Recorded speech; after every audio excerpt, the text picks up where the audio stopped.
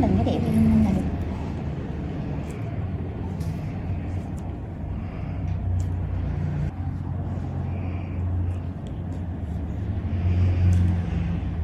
Ví dụ như đây mà chị đi nha.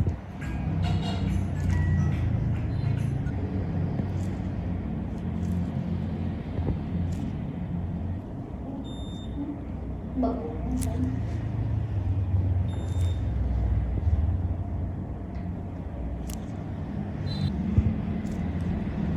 Thì hơn nữa là sẽ mở máy ra.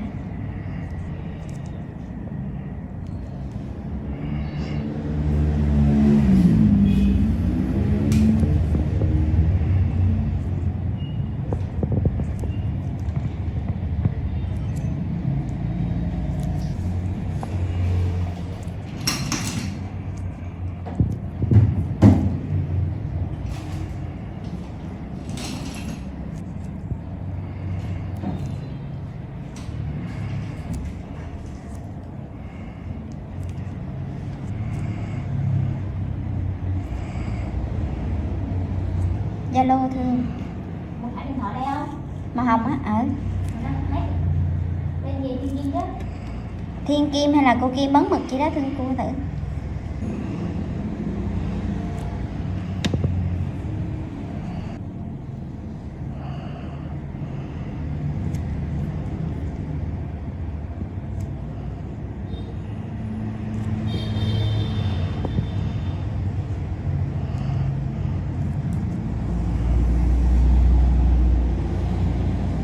Sao có ra này nữa, còn mua máy Mỹ dùng cho đừng mua máy FPT.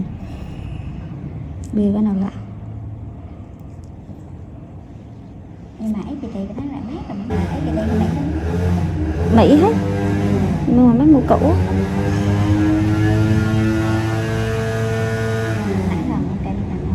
Mỹ FPT còn được á. Nó Mỹ dùng lắm. Ông Phú mình bắt mày cho ổng trừ đỡ nào mà còn hồi xưa là thở như đi được trừ còn ri rồi mà còn nán vậy ta. Bật quạt lên thì lạnh cái nguồn nhán điều hòa không có ra được. Đó ánh sáng ngồi vậy tâm linh.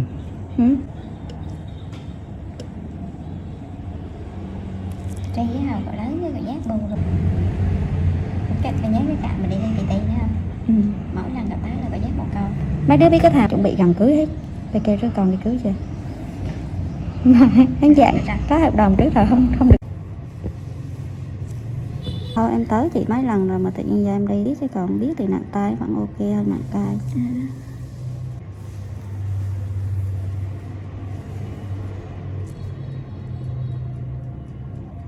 Bữa chị xa có còn nhớ. Hiền lên Hiền vặn nhỏ nhỏ lại dùm cho bác sĩ Hiền. Cho bà đi nghe to đi ta. Hiền có sợ không ta? Ban ngày thì sợ chứ Hiền? Chẳng dạo cái túi là sợ. Nhờ mình cũng sợ không nói chuyện nhờ người khác. Thằng quá này bị tưởng tượng ghê chứ. Hả? Sao chị nó đã lâu chưa? Chị chuyển ra được rồi. Bị thấy Dương là nó cứ bị hồi chị.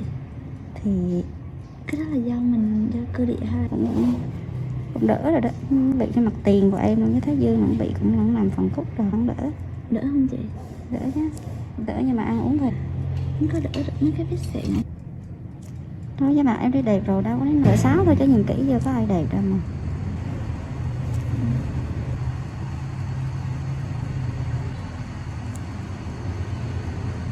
Bên mình thì có thiệt hại thì nó mất.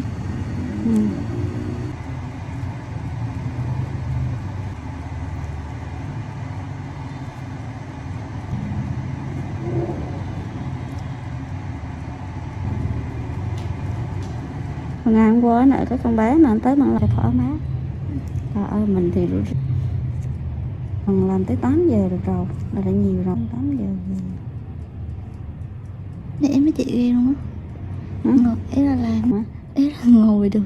Đỡ hơn đứng cả ngày chị không nổi. Thiệt đó. Nhưng mà sao khỏi tầng ly một tí á chị kìa. Nè này, Ví dụ như tầm 6 giờ 5 giờ thôi chị. chứ không phải ngày.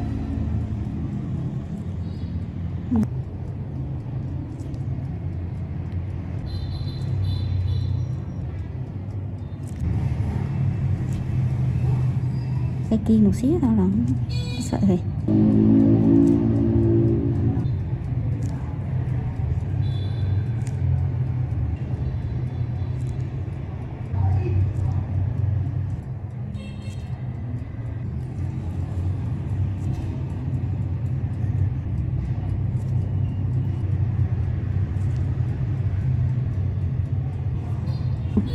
Nói chuyện nó là đi kia nha.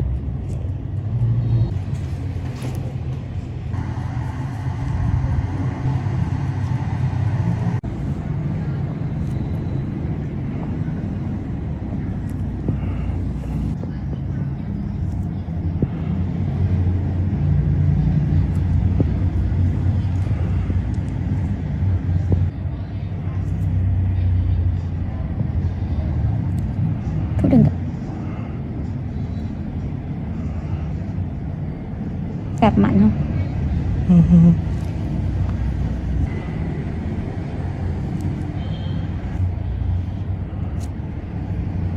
Trong lúc mà chị Beo đi tìm đó là mình đừng có dây cái máy này. Cái tới khi chị Beo đưa có con một bắt đầu nạt một nó là mình dây cái máy xuống. Với lại khi cho nhỏ là cho nhỏ vừa thôi, đừng có nhỏ quá. Nó vừa vừa để đi tìm. Cỡ tầm ba máy là được.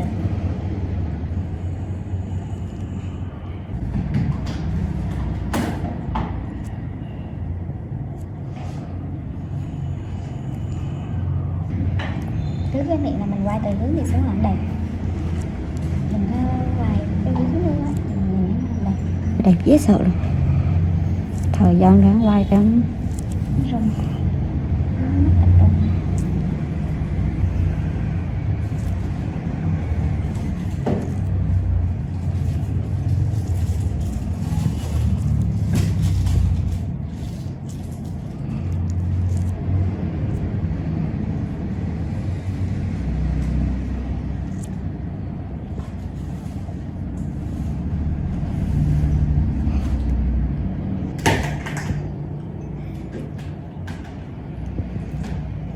Thương gỡ tin nhắn rồi đó chị Thương. Gỡ đi Thương chứ không hết. Gỡ đi chứ không hết nha. Không không. Rồi chị để luôn á.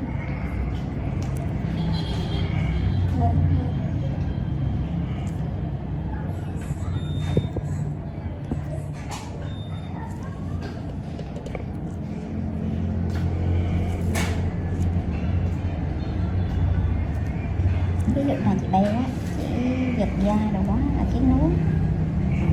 Khiến nối là chị Beo phải giữ da lại.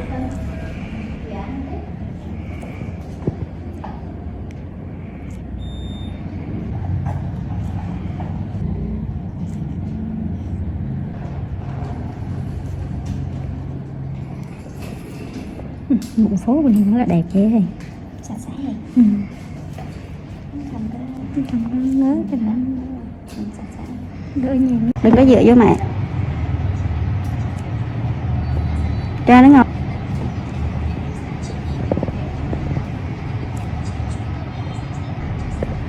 Bác ra ghế nào đi bác?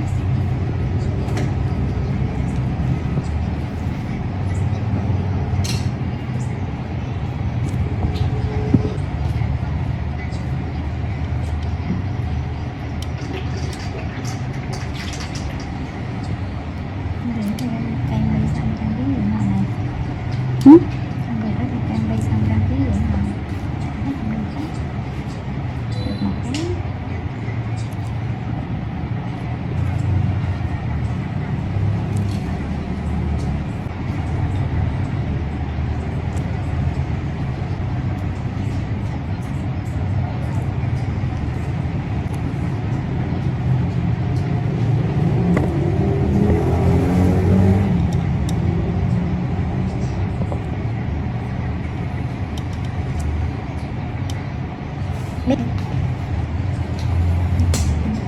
ấp sụp đại được rồi. Được rồi.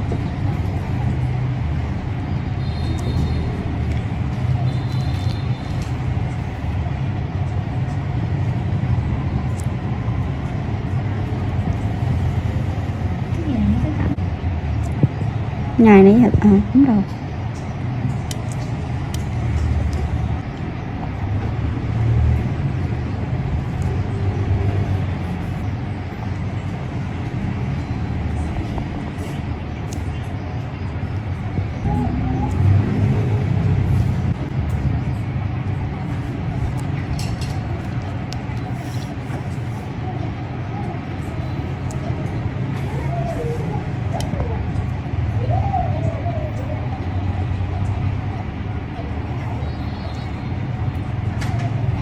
70-year-long review. Is it a good road tripper? I'm not a huge fan of naming cars, but if it's a cool name and it goes with the model, I'm game.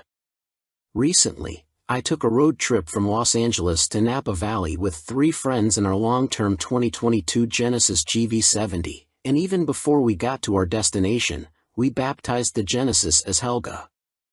There's something about the name that works here. Its standout styling penned by European designers is different from anything on the road, and with one of my friends being from Europe, she thought Helga was a good name for a model that competes in a European-dominated segment, even though the GV70 hails from South Korea. We left LA early on a Wednesday morning and headed north to Santa Barbara, where we stopped to have brunch and walk around its picturesque streets. Then, we continued to Paso Robles, where we stayed the night but not before we sipped wine while enjoying panoramic vistas of the beautiful rolling hills. The next day, Helga took us to Monterey along Pacific Coast Highway, and although heavy fog shrouded the scenery, everyone enjoyed the GV70's supportive seats, quiet ride, and settled cabin. I had the best seat in the house, though, as every hour Helga automatically started giving me a massage, warding off back fatigue. Although the GV70's comfort and luxury were top-notch, we missed having additional cubbies in the center console, as our coffees took the space of both cup holders. We were, however, surprised with how much junk we could fit in Helga's trunk. My friends didn't travel lightly, and we managed to accommodate 3 large suitcases, 2 carry-ons, a backpack, and a couple of paper bags in the cargo area. We had to play Tetris the first time we loaded Helga, but I was surprised we didn't have to put any luggage in the middle back seat. On the tech front, our GV70's infotainment system provided everything we needed.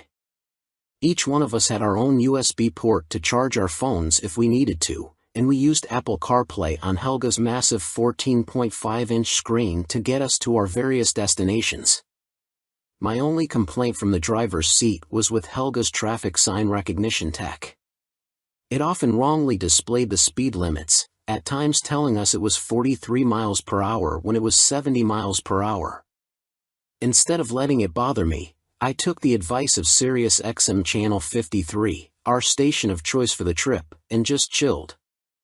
Once we made it to Napa, we visited 2 wineries, and the following day we went to San Francisco, where we biked from Fisherman's Wharf to Sausalito via the Golden Gate Bridge. The last stop of our road trip was Yosemite National Park, where we spent a couple of days hiking along waterfalls and up to Glacier Point. We were all impressed by the tall pine trees and amazing cliffs.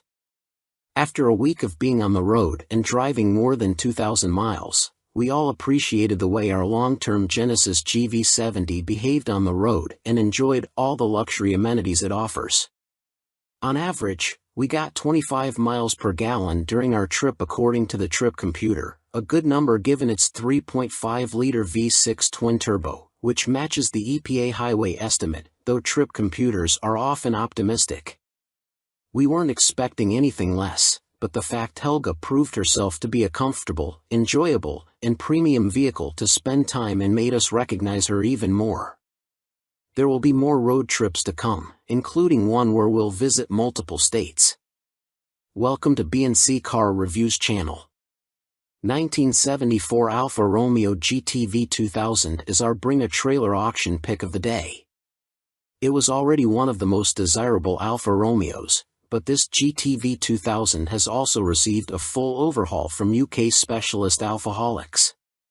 Its fuel-injected engine produces 230 horsepower, paired with a 5-speed manual transmission, lightweight suspension and bodywork, and upgraded brakes. Nearly $240,000 was spent by the previous owner to create one of the best driving Restomods out there, and some lucky bidder can get it on auction from Bring a Trailer. In the old days, the stopwatch made the rules. Whichever sports car was fastest to 60 miles per hour or around a circuit was the best.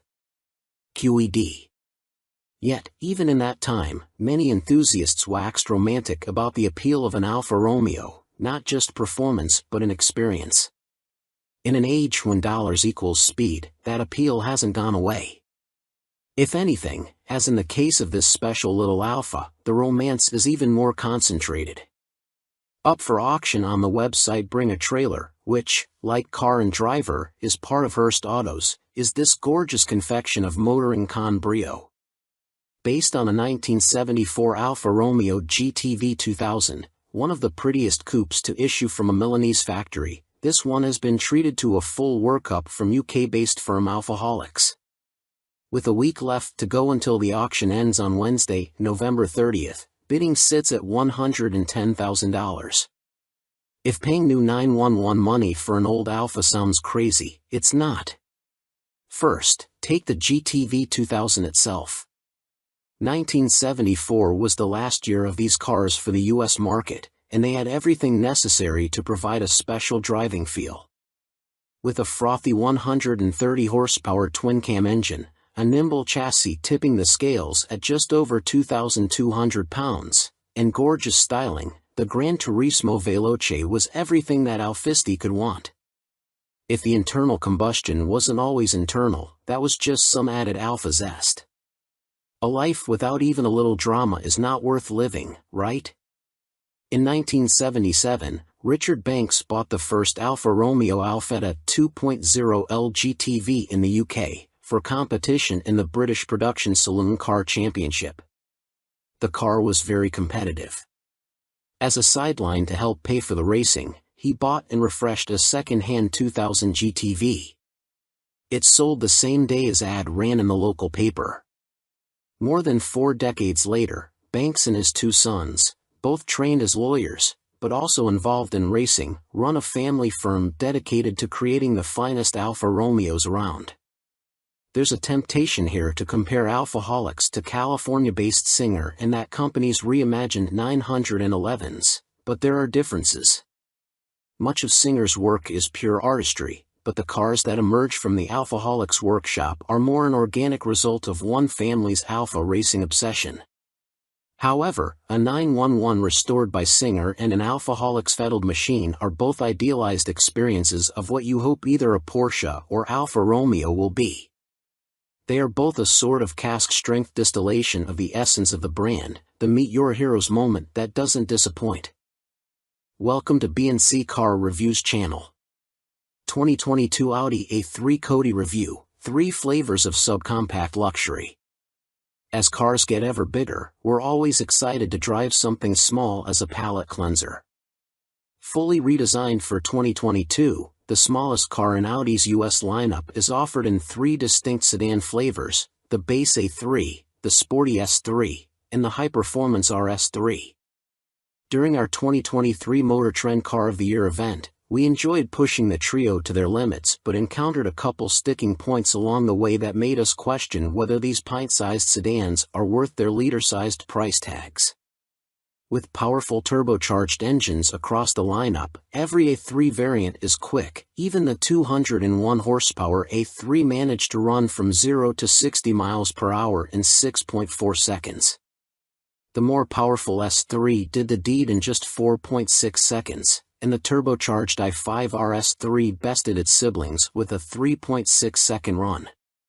We found the drivetrains responsive and the dual-clutch automatic transmissions surprisingly refined as we accelerated to freeway speeds or ran through gears on a winding test track. Each one of these sedans uses an independent suspension, and by and large our judges found each variant handled pavement imperfections well, though the RS3 is undeniably the stiffest of the bunch regardless of drive mode. High-speed stability was excellent across the board, and we found the steering feel to be dialed in, as well. The Audi A3 plays the role of daily driver well but can still inject a little more fun into a spirited jaunt on a curvy road. The S3 is a proper sports sedan, approachable yet exhilarating to flog. But the RS3 is a different animal altogether, almost unrecognizable as part of the Audi A3 family. Director of Editorial Operations Mike Floyd called it hilarious fun on the figure 8 and RS torque rear, Audi's name for drift mode. With 400 horsepower at play, the petite RS3 has a feral characteristic that makes it a unique offering in its segment. Our biggest complaint with the trio of Audis was the pervasive sense of cheap plastics in the cabin. Although the interior is well designed and we like the unusual vent placement and hard button control scheme, our judges couldn't get past Audi's cost-cutting approach. There's nothing aspirational about the A3's angular interior once you start to touch it, Buyer's Guide director Zach Gale said. The center console's cup holder area and the space around the gear toggle are boring and cheap-looking. Standard safety technology is also lacking, and buyers will have to option expensive packages to get desirable features that are becoming the norm on non-luxury offerings. The hardest to justify was the RS3. Despite the special engine and splashes of green inside our test car that reminded some of a baby Lumbo, several judges found its as-tested price tag approaching $75,000 tough to swallow, especially given the cabin's deficiencies. If you're determined to spend money on one of these small Audis, we recommend the S3, the Goldilocks of the bunch in terms of performance and value. Its quilted leather seats elevate the cockpit to a more acceptable level for the money, and foregoing a few items on the options sheet would bring it down from its almost $57,000 as-tested price. We appreciate seeing genuinely subcompact cars still on the market, especially ones with a solid enough platform to support such a broad range of variants. What the A3 lineup lacks are improved materials and enough standard features to make these cars as luxury-leaning as their prices suggest they should be. Welcome to B&C Car Reviews channel. 2024 Lucid Gravity, everything we know about the electric SUV. Not content simply launching an all-new EV with more than 1,000 horsepower and an expected EPA range of more than 500 miles. The mad geniuses at Lucid Motors are cooking up a new SUV, because of course they are, and today's market dictates they offer one. It's called the Lucid Gravity. Little official information is available at this point beyond these two key items. First, the Gravity looks wider and will of course be much taller than the Motor Trend Car of the Year winning Lucid Air sedan, but it will sit on the same stretched wheelbase skateboard platform, so the SUV/CUV's length should be close to identical. Perhaps somebody whispered in our ear that the Gravity is less than an inch, 15 millimeters, longer than the Air. Who's to say? Second, VP of Design Derek Jenkins is an off-roading enthusiast who has built a hot rod VW-powered dune buggy, so it's safe to assume the Gravity will have some serious off-road chops. In the teaser shots Lucid released, you can tell the front will have nearly the same full-width light signature as the Air. When you're establishing an all-new brand, the vehicles need to look alike, or at least design teams feel strongly that they do.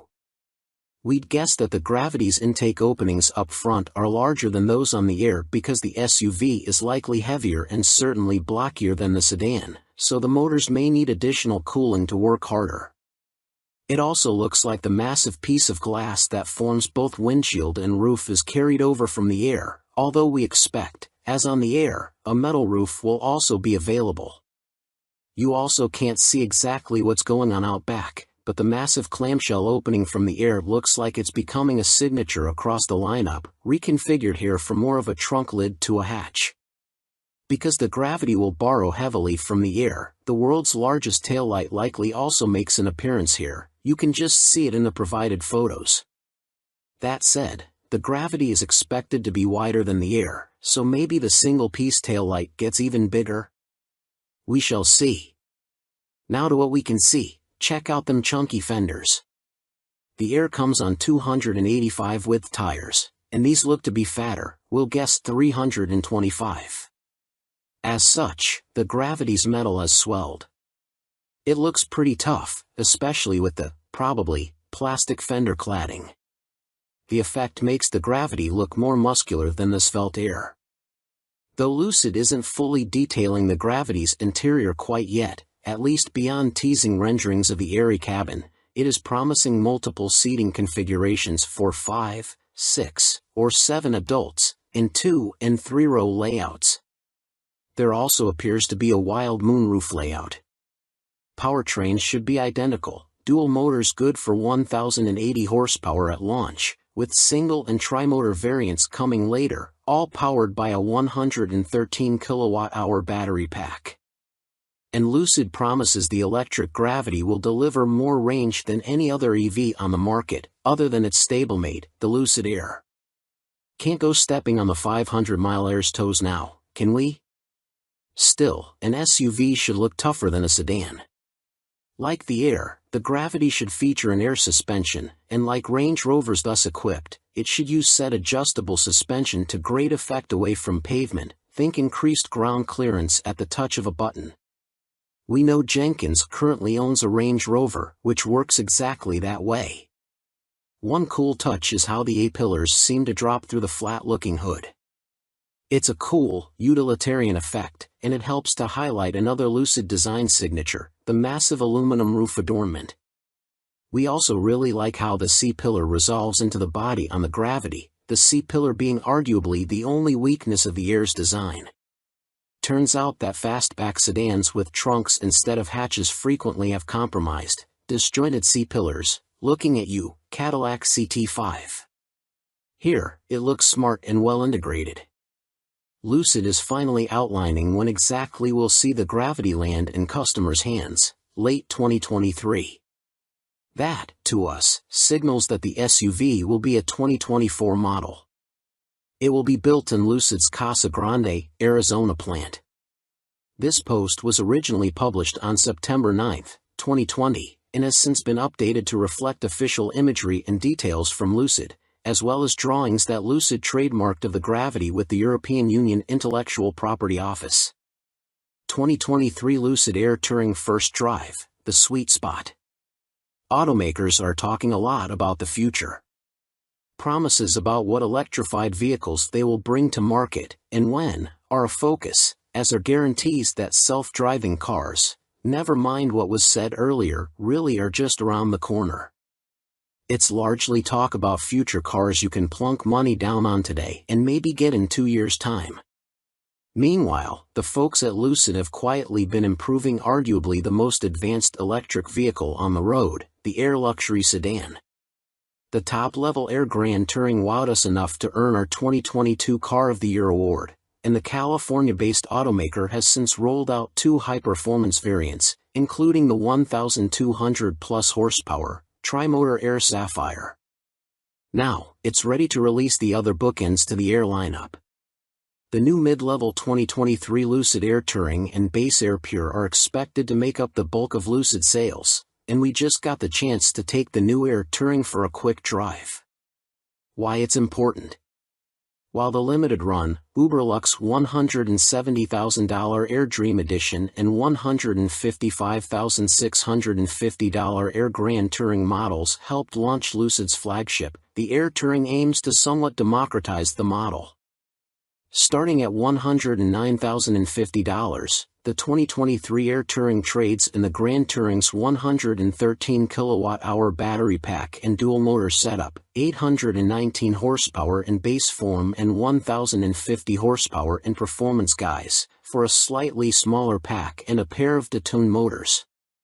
The Air Touring's dual-motor AWD system makes a comparatively more pedestrian 620 horsepower, and it's fed from a 92 kWh battery pack.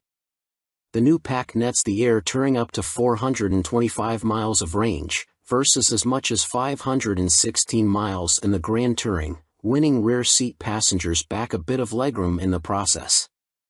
All Airs feature Lucid's bleeding-edge 900-volt electrical architecture, making them among the quickest charging EVs on the road today. Check out all the additional details on the 2023 Air Touring and Pure Air. Pros, what we like. While our drive of the 2023 Air Touring was brief, it nevertheless served as a poignant reminder as to why the Air earned our 2022 Car of the Year award. Despite its more affordable price tag, this tremendously handsome, low-slung, Arizona-built sedan is still seriously luxurious. Visually, nothing immediately flags the Touring as the cheaper one. Aside from the optional aluminum top, a panoramic roof is the only choice on the Grand Touring. It's the same story inside. The elegant design and tasteful mix of textures, materials, and colors carry over. And, as an added bonus, the software has been redone, drastically improving both its speed and stability. We even hear Apple CarPlay and Android Auto compatibility are among the upcoming updates. Ditto for SiriusXM satellite radio. The GT's 200 horsepower weren't missed on our drive either. The Air Touring's tremendously compact electric motors are incredibly torquey and responsive, offering up V8-like performance in a package capable of clearing a claimed 4.62 miles per kilowatt-hour, or nearly 156 mpge. The beauty of the Air Touring's powertrain is that it's quiet, sedate, and serene when you want it to be, but breathtakingly quick when you're in the mood to hustle. Few vehicles on the road embody that sort of effortless duality.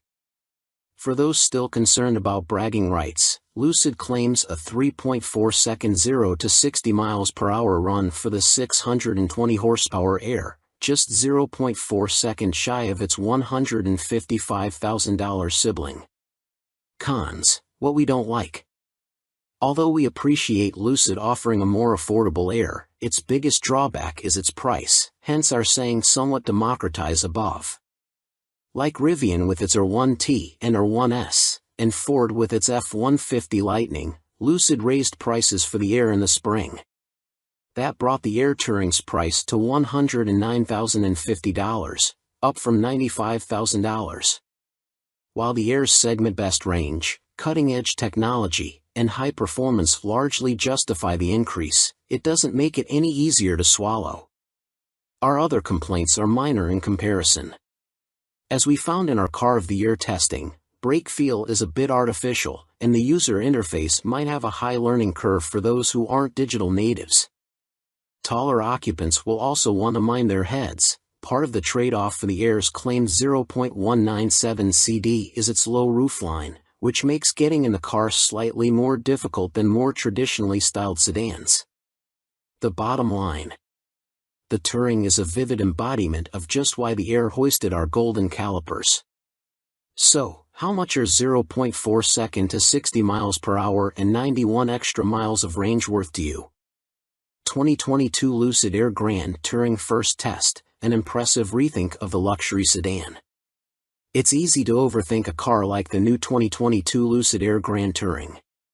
Between its groundbreaking miniaturized motors, good for 1,111 horsepower in their most potent configuration, game-changing battery tech that helps give the Air up to 520 miles of driving range and the quickest charge speeds on the market, and its exceptional styling, there's a lot to unpack with the all-electric Air.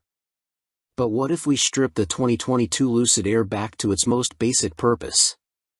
Ignoring all the above, and the clear and present challenge the Air presents to Tesla's supremacy in the automotive luxury space, how is the Air simply as a car? Shockingly good, it turns out. Welcome to BNC Car Reviews channel. 2023 Toyota Prius amazes with a hot new body and 220 horsepower. Toyota has revealed the US version of the 2023 Prius Hybrid and the Prius Prime plug-in hybrid. The standard model produces either 194 horsepower or 196 horsepower, and the Prime has 220 horsepower. The new Prius will go on sale in the US sometime next year. Every new car aims to be quicker and better looking than its predecessor, but it wouldn't have taken much for Toyota to make such claims about the new 2023 Prius. Being slow and ugly has always been the Prius's thing, and that's not even meant as a knock against it. Slow and ugly worked for the Prius, which was a sales hit for many years and even won one of our 10 best awards in 2004. But the quintessential mass-market hybrid has fallen out of favor recently, among buyers and C/D staffers alike. The thoroughly reworked 5th-generation Prius appears to be just the right antidote. Significantly more powerful than before, it also offers slightly better fuel economy and adds many new features including solar panels and a hands-free driving feature. And wait, it looks like that? The same teardrop shape remains, but the new model's smooth side surfacing, elegant detailing, and far more athletic proportions make us look back at the previous model and wonder, what happened? If the Prius could have looked like this the entire time, why didn't it? The front end features scooped-out headlights with a C-shaped LED accent light, while the rear has a full-width LED taillight strip that looks like the new Crown sedans. 2 inches lower than before and 1 inch wider, the Prius has a whole new stance, and seemingly a new outlook on life. This extends to the new powertrain that bumps output up to between 194 and 220 horsepower, depending on the configuration. That's a huge uptick from the previous model's wheezy 121 horsepower. Toyota claims the new Prius will accelerate to 60 miles per hour in between 6.6 and 7.2 seconds, which could make it feel like an NHRA dragster compared with the 10-plus second runs of the previous model. Although Toyota hasn't released detailed powertrain specs quite yet, one contributor to the newfound muscle is the 2.0-liter inline-4 gasoline engine that replaces the previous 1.8-liter unit. All Pri now use a lithium-ion battery pack that's mounted under the rear seat. The old nickel-metal hydride pack that was still found in certain versions of the outgoing car is gone. The all-wheel drive Prius also swaps its induction-style rear axle-mounted motor to a new permanent magnet synchronous unit. A 194 horsepower front-wheel drive setup is standard, and the all-wheel drive model adds 2 horsepower to that total. The FWD-only Prius Prime, meanwhile, tops the range with its 220 horsepower plug-in setup that includes a larger lithium-ion battery that promises around 38 miles of electric driving range, compared with the previous Prime's 25 miles rating. Despite the extra grunt, Toyota also promises an EPA combined rating of 57 miles per gallon for the base front-wheel drive LE model with its 17-inch wheels. That's one better than the outgoing 2022 Prius Eco's 56 miles per gallon rating, although adding AWD and opting for the XLE and limited models' larger 19-inch wheels will likely drop that number somewhat. Unlike before, the Prime plug-in doesn't offer much visual differentiation from the standard car. Fortunately, they both look good now. But now that it's the most powerful Prius, Toyota is pitching it as the sporty one, as it'll be offered only in SE, XSE, and XSE premium trim levels. The standard car will have LE, XLE, and limited models, just like before. While the lower trims aren't anything fancy, they lack power seats, feature a relatively small 8.0-inch touchscreen, and will likely look dumpier on their 17-inch wheels. The limited and XSE premium models introduce some novel tech goodies and convenience features. A huge 12.3-inch touchscreen comes on board in the upper trims, along with a power liftgate, and a digital rearview mirror is optional. The Prime will offer solar panels for its glass roof that juice up the battery while the car is stationary to help power accessory functions and the air conditioning. Also exclusively optional on the Prime is a traffic jam assist function that allows the driver to go hands-free under certain circumstances under 25 miles per hour. We're expecting Toyota to raise the price somewhat on the Prius, but the base model should still come in under $30,000. Top versions will likely exceed $40,000, but maybe that's not such a stretch thanks to the Prius's newfound swiftness, high-end features, and, most of all, its undeniable curb appeal. This content is imported from Poll. You may be able to find the same content in another format, or you may be able to find more information at their website. Welcome to B&C Car Reviews channel. 2023 Genesis Electrified G80 Kodi Review, Surprising Stunner. In our experience, vehicles that serve up both gas and electric powertrain options are masters of none. As the old Hyundai Ioniq demonstrated, they're usually cramped, heavy, and unrefined because building a package that suits both an internal combustion drivetrain and an electric one results often in compromises for both. So according to recent history, then, the 2022 Genesis Electrified G80 probably shouldn't be any good. Yet to our pleasant surprise, the understated electric G80 is impressive and then some. Riding on Genesis M3 platform, the electric 2022 G80 throws out the standard G80's somewhat lackluster gas engines and running gear and in their place plops in a permanent magnet electric motor at each axle and a big 87.2 kWh battery pack under the raised floor. Total system output is a peak of 365 horsepower and 516 lb-ft of torque, 10 fewer ponies than the G80 Sport's 3.5-liter twin-turbo V6 but 125 lb-ft more twist. The electrified G80 can travel up to 282 miles on a full charge and is capable of quick charging with a 187 kilowatts peak rate. Although it's not as quick as dedicated EVs like Genesis' own GV60, that SUV has a 235 kilowatts rate. It's still enough to charge from 10 to 80% in as little as 22 minutes when plugged into the appropriately powerful Level 3 DC fast charger. With rivals such as Mercedes-Benz falling to the temptation of making their EVs look, well, different, the 2022 Genesis electrified G80 styling is refreshingly restrained. In fact, the only tells that electrons power this G80 are the lack of a fuel filler flap and the silver grille with the charge port hidden cleverly within it.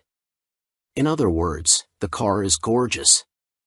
The G80 has a beautiful design with great surfacing, a fast back profile, a nice duck tail, and all the pleasing details of its G90 sibling, guest judge and frustrated designer Chris Theodore said. The interior design is lovely, too. Stunning, technical director Frank Marcus said. I love the forged wood trim. It doesn't look like anything else yet looks luxurious and interesting.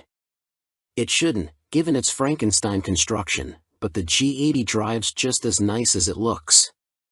The twin-motor setup gives the electrified G80 butt-bypassing power, replicating the feeling of a powerful but under-stressed V8 in a near-silent and more efficient package. And although the electrified G80 is noticeably set up to be a well-cushioned cruiser, it also handles fairly well, ensuring a competent chauffeur will have no problem outrunning trouble while role-playing as a Secret Service agent outwitting an assassin. That's not to say there are no compromises within the G80 EV. As mentioned, the big battery pack under the floor, coupled with the rear motor, eats into cabin space. The electrified G80 sports 8 cubic feet less of passenger volume and 2.3 cubic feet less of cargo volume compared to the gas G80. That may not sound like much on paper, but in practice it leads to a trunk that's too small for larger suitcases and a cabin that's less comfortable due to the high floor, a fairly glaring flaw for what's supposed to be a grand touring road tripper, or at the very least, a luxurious airport shuttle. Even so, when you look past the slightly pinched accommodations, you find a superior G80 in the electrified model. As for us, we're happy to be proven wrong. Welcome to B&C Car Reviews channel. 2022 Mercedes-Benz C-Class Cody review, good, but not quite there. Upon the launch of the original CLA class for the 2014 model year, Mercedes-Benz created space for the C-Class, its previous base model, to move upmarket. With the debut of the newly redesigned version of the C, Mercedes aims for something that feels closer to a miniature S-Class than an entry-level offering. The results are mixed. Design is a strong point. The C-Class successfully scales down the drama of its larger siblings. Multiple judges commented it looked the size of an E-Class, with a classic sedan profile that affords it a roomy back seat and a sizable trunk. Interior design feels more upscale than the outgoing model, too. The Marque's new 11.6-inch vertical infotainment display does heavy lifting here, but judges also praised the car's wood and aluminum trim. The cabin looks more expensive than it feels, however. If you poke and prod, some of the plastics will creak and the metal trim will flex. Features editor Christian Seabaugh noted, nothing is as nice to touch as it is to look at. We also took issue with the plentiful use of piano black trim, a material infamous for attracting fingerprints and scratches. On the plus side, multiple judges applauded the plush, thick-rimmed steering wheel and the level of customization in the infotainment and instrument cluster displays. The driving experience is similar, at times impressive but also flawed. Some judges praised the ride quality, and others noted a general floppiness and pointed out that the suspension setup does not like undulating pavement. We also detected an undue vibration through the floor pan on the 4MATIC-equipped AWD model we tested. We attributed that to the front drive shaft. Associate editor Billy Rebach, for one, felt the previous C-Class had a pleasant driving experience that's simply missing from the new model, at least the base C300 and C300 4MATIC examples we evaluated. Some judges also felt the new C lacked some of the athletic character present in prior examples, an ability even its Sport Plus drive mode wasn't able to unlock.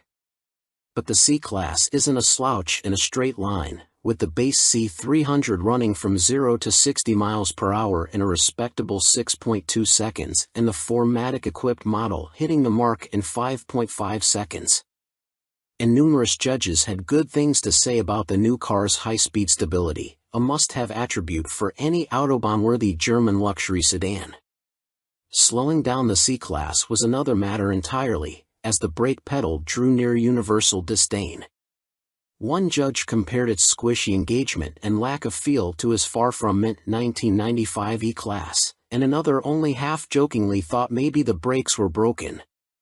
Taken as a whole, the new C-Class isn't a bad car. Far from it.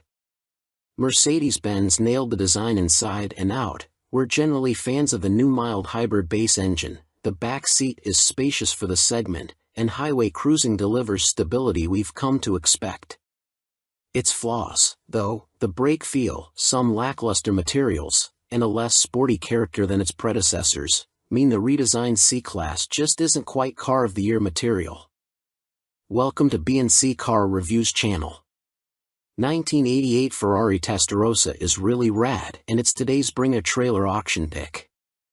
This 1988 Ferrari Testarossa that's currently up for auction on Bring a Trailer has us overdosing on nostalgia.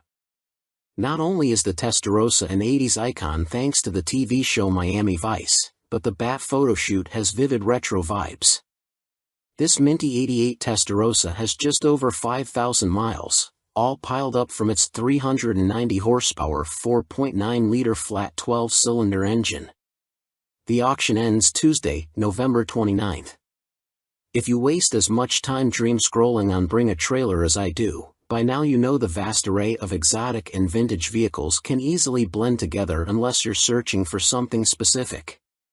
If I had a dime for every time I saw a Ferrari Testarossa up for auction, I feel like I'd have enough to actually afford one. However, the 1988 example that's currently listed on BAT, which, like Car and Driver, is part of Hearst Autos, caused me to pause due to its wonderfully retro photo shoot.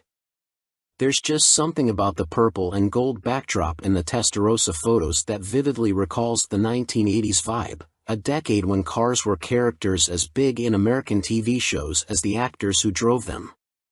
Who can forget KITT, the black customized 1982 Pontiac Trans Am from Knight Rider, or the red Ferrari 308 GTS Quattrovalvole wheeled by a mustachioed Tom Selleck in Magnum PI. And of course, the other ride that epitomizes the 80s is the Testarossa, like the white one Don Johnson's character Sonny Crockett drives in Miami Vice. All of this automotive nostalgia was stirred up inside me when I scrolled past the 88 Testarossa listing, and I was compelled to investigate further because I wasn't even quite sure what color paint it had. Upon closer inspection, I discovered it wore what Ferrari calls Oro Chiaro Metallizzato, translation, clear gold metallic light blue-green. It certainly wouldn't be my first choice. Then again, what's tackier, more appropriate to represent 1980s style than a gold supercar? For those of you who could care less about my incessant nostalgia, I'm happy to point out that this specific Testarossa only has just over 5,000 miles on it. Whether those were easy or hard miles, we'll never know. Judging by the pictures, though, this Ferrari looks pretty mint on top, inside, and underneath. Currently, it has a bid of $112,000, and the auction is set to end on Tuesday, November 29th.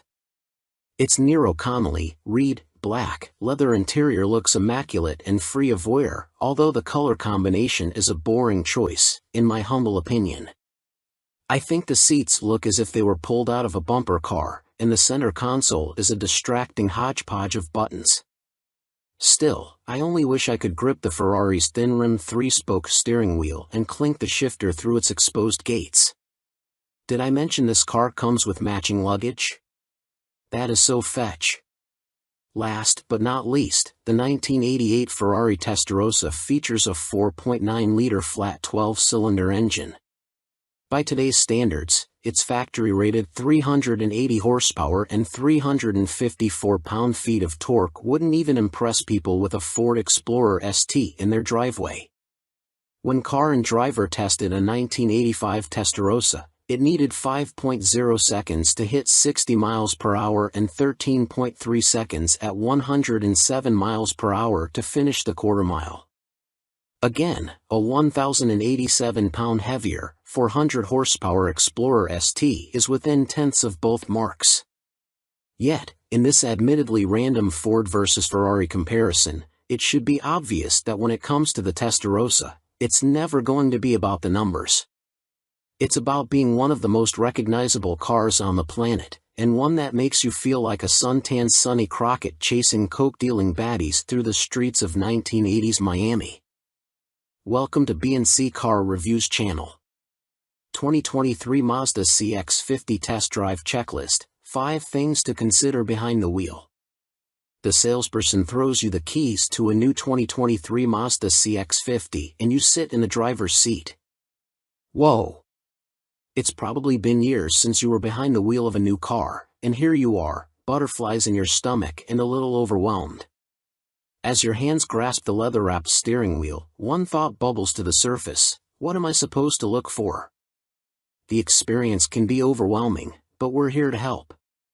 We've spent thousands of miles driving our year-long 2023 CX-50 2.5T and plenty more with the standard engine CX-50, too. Spending so much time with these SUVs gives us a unique perspective, and we have a good idea of what they offer. Here are 5 things to consider on a CX-50 test drive. 1. Connect and use the dial. If it seems strange that we're starting a driving-focused review with your smartphone, let us explain. The goal is to make this time as close to your routine as possible. So if you are a regular user of Apple CarPlay or Android Auto, after you adjust the seat and mirrors, connect your phone to the car. The 2023 CX-50 has standard wireless Apple CarPlay and Android Auto as well as a 10.3-inch touchscreen on all but the base trim. That's a great start, and it means you don't need to upgrade to a higher-level trim to get good tech. Consider 2 things: how the infotainment system operates, and the screen's positioning. Although the phone mirroring features can operate via touch, the rotating infotainment dial is more conveniently placed about where your hand falls. Can you see yourself switching from the music screen to the maps screen easily? We've found that with a little practice, using the dial is easier than touch screens. When you're in motion, touch screens are more prone to inaccuracy. One ill-timed bump sends your finger to a different on-screen button than the one you wanted. That's never an issue with the dial, though some Motor Trend editors still prefer touch screens. One feature we've come to love is something we discovered over time. Pressing the home button below the dial gets you either to a calming view of a clock or, if you're in Apple CarPlay, sends you to our preferred layout, which splits the screen between Spotify and a navigation map. Easy, and you can access it without looking away from the road. Finally, notice how the 10.3-inch screen is positioned at the top of the dash and is tilted slightly toward the driver. Though not everyone is a fan of the screen's short height, its great positioning again means less time glancing down from the road to a screen. 2. Pay attention to steering weight. Heavy steering doesn't inherently make an SUV sporty, but the CX-50's steering has both qualities. We enjoy driving the CX-50, but do wish it required less effort to turn, even from one residential street to another. Having said that, CX-5 owners may find the CX-50 a slight relief in steering effort. Also, in the CX-50's case, this editor found the communicative steering to be exactly what was needed to feel confident in any maneuver. This is another one of those situations where the CX-50 divides the Motor Trend staff. In any case, if you start wondering whether the CX-50 feels heavier to turn than your car, it may not be you. 3. Suspension harshness. The best sports sedans communicate what's happening on the road, but not so much that every trip becomes an exhausting chore where you feel every bump. Because the CX-50 wears a Mazda badge, it should come as little surprise that the compact SUV is tuned towards sportiness. If you want a cushier suspension, get a Subaru Forester. But you don't want that boxy Subaru, you're interested in a Mazda because the CX-50 speaks to you. Unfortunately, the CX-50's ride on available 20-inch wheels is firm, so make sure you can live with the suspension tuning. If you aren't sure after a test drive or two, try a CX-50 with its standard 17ths or the Meridian trim and its 18ths. Though we prefer how the CX-50 looks on its available 20-inch wheels, other trims' less aggressive rubber may result in a more cushy ride. 4. Acceleration. Do you ever press the accelerator pedal down more than halfway? If so, this one's important.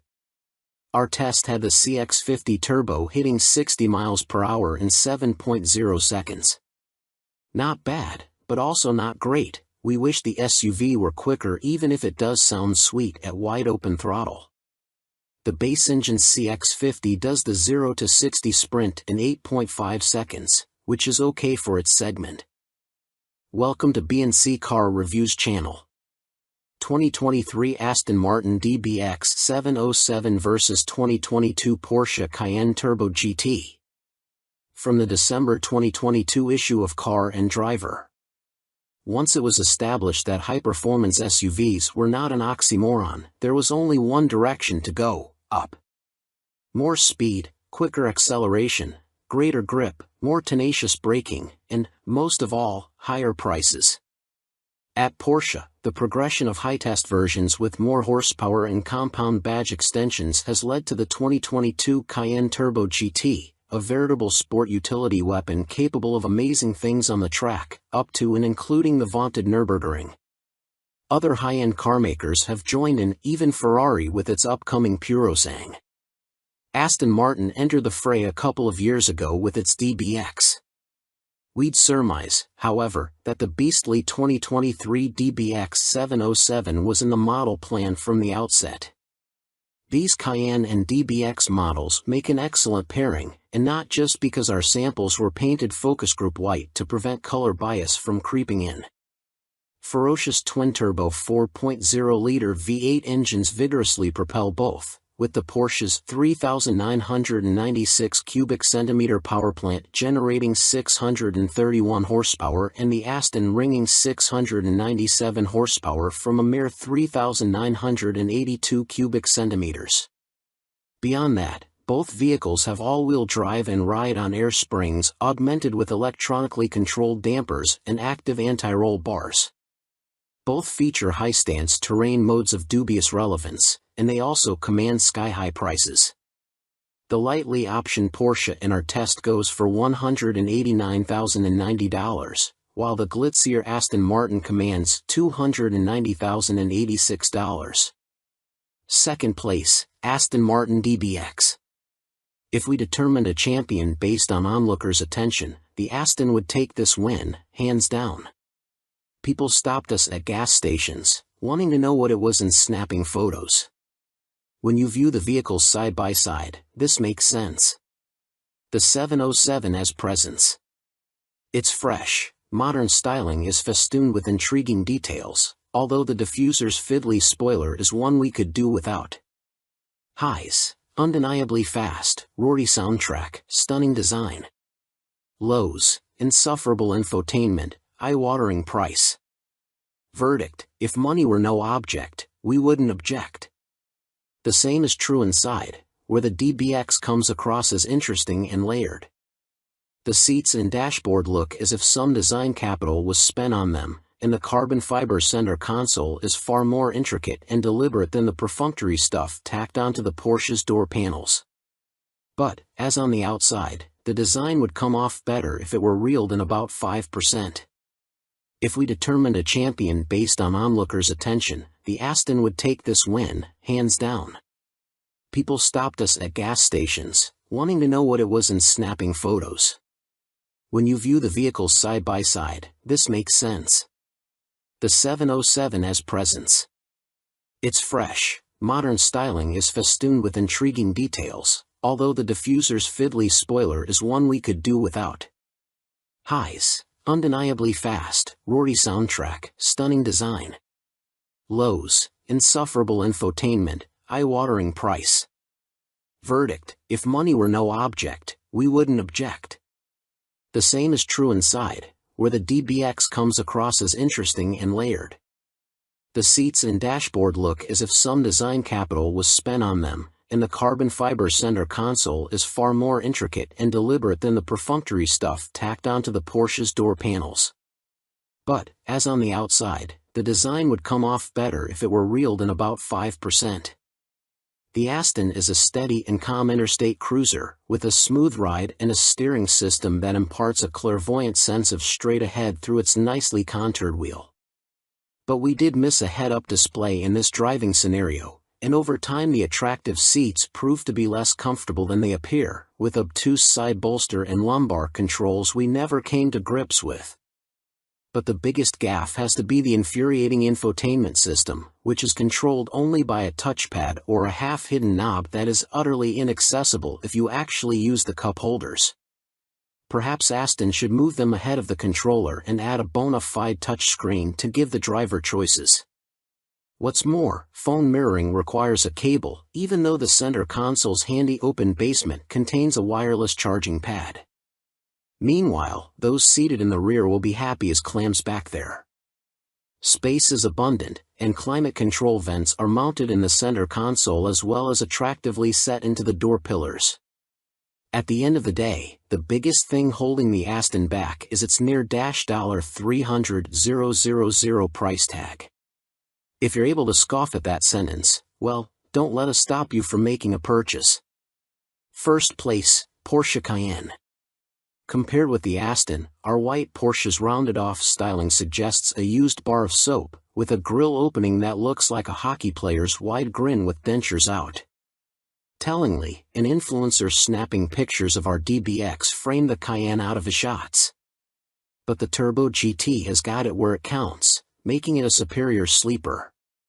Despite having 66 horsepower less, the Porsche bolts out of the gate harder, reaching 60 miles per hour in a mere 2.9 seconds and maintaining that 0.2 second advantage through 100 miles per hour and across the line at the quarter mile in 11.2 seconds at 120 miles per hour.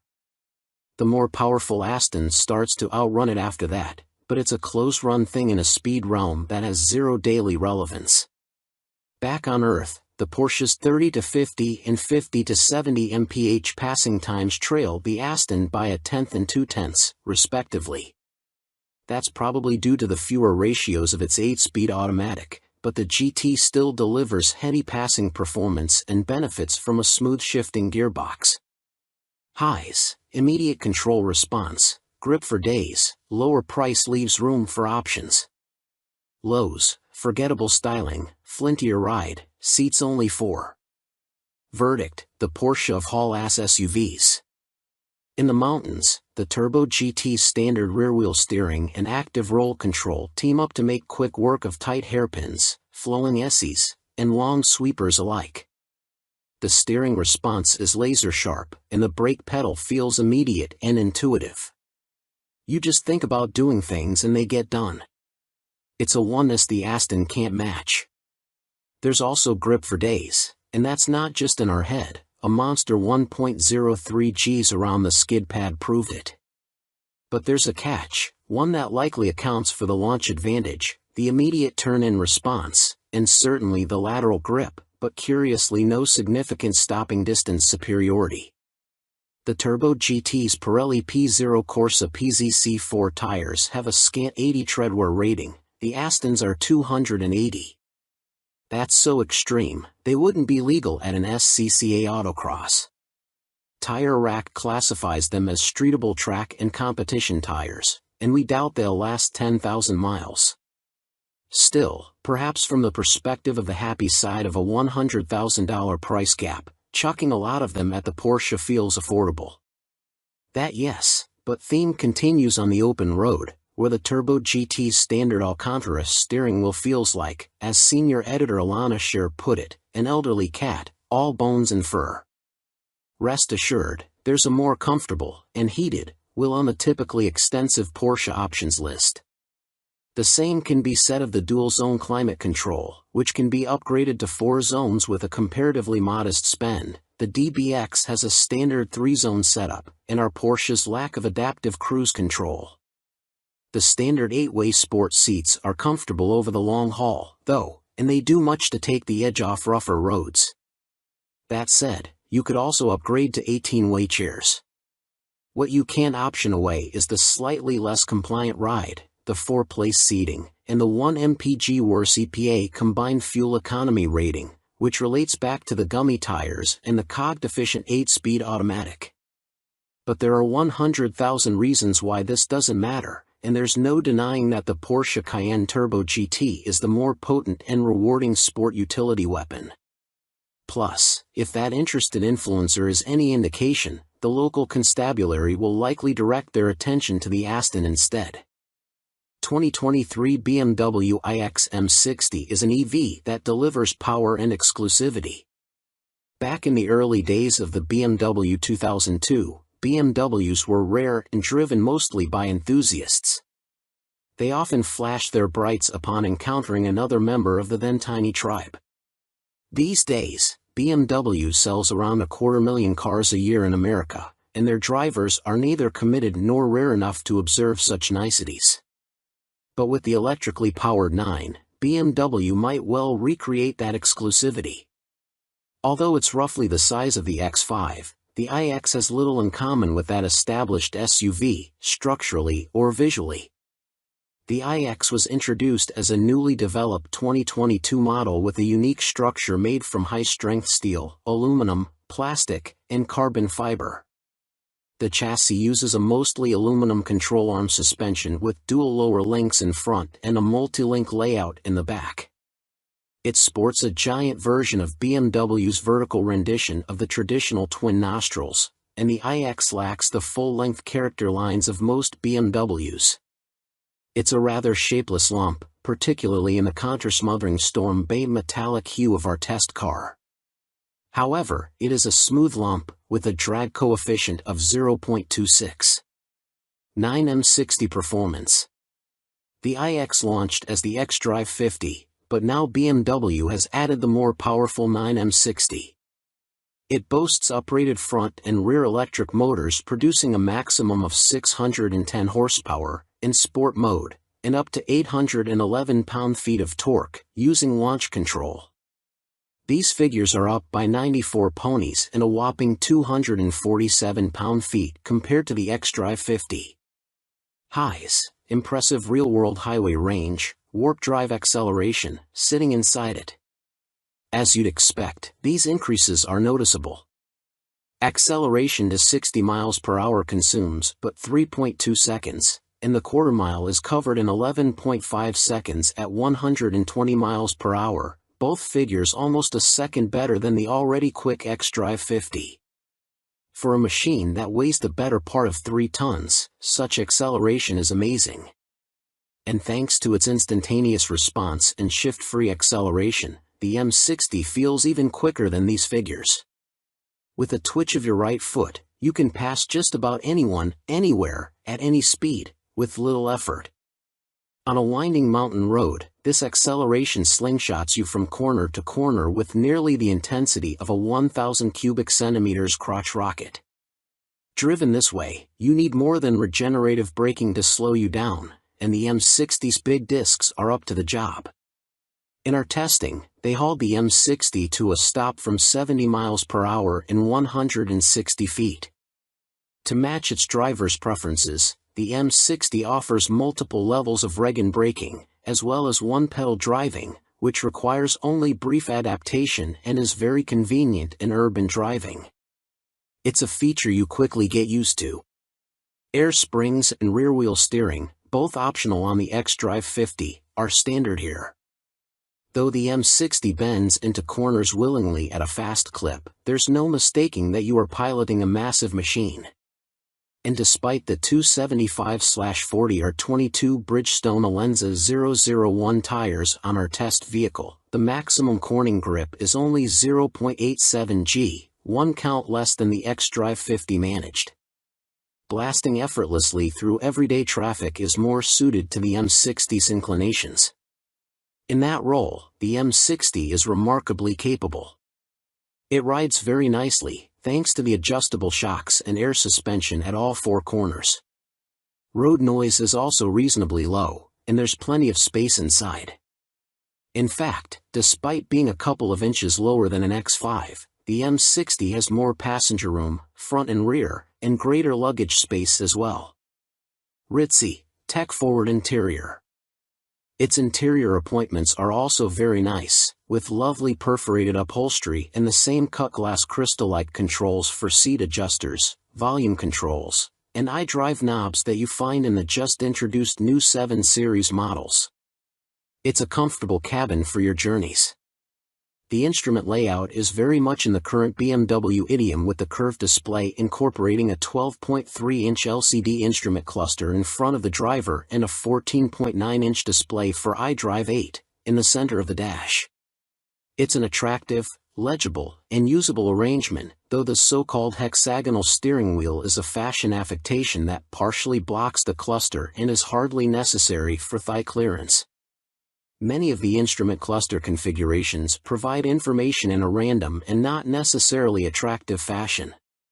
And the iDrive screen has 37 icons, each representing functions offering submenus of varying degrees of complexity. For example, you can select an option that tries to replicate the ambience of an internal combustion engine but sounds more like a wheezing turbine. 2023 BMW XM is a hybrid super SUV with 644 HP and a crazy design. BMW has revealed the new 2023 XM, a performance SUV with a plug-in hybrid powertrain. It features a twin-turbo V8 and an electric motor that combine to produce 644 horsepower and 590 pound-feet of torque. The XM starts at $159,995 and will go on sale in the US in the first quarter of 2023. BMW M is best known for sports sedans like the M3 and M5. But the performance division is going in many new directions as of late, and the new 2023 XM combines many of these fresh elements in a single vehicle, fitting, as this is meant to be M's new flagship. As an SUV that's available exclusively as an M, the XM also introduces a new plug-in hybrid powertrain that's the first hybrid ever to wear the M badge. The concept version of the XM proved controversial when it made its debut last year, and now we have all the details on the production version that's slated to go on sale in the US in the first quarter of 2023. The XM's powertrain consists of a twin-turbo 4.4-liter V8 combined with an electric motor integrated into the 8-speed automatic transmission. There's also a 25.7 kilowatt-hour battery pack that enables an estimated electric driving range of 30 miles. Total output sits at 644 horsepower and 590 pound-feet of torque, and there will be an even more powerful Label Red version coming later on with a claimed 735 horsepower and 735 pound-feet. This makes the XM the most powerful current production BMW, and it'll need all that grunt to move around its 6,062 pound mass. Were it not an M exclusive, the XM might otherwise wear the X8 designation. It's considerably larger than both the X5 and X6, but smaller than the 3-row X7, much like the relationship between Audi's Q7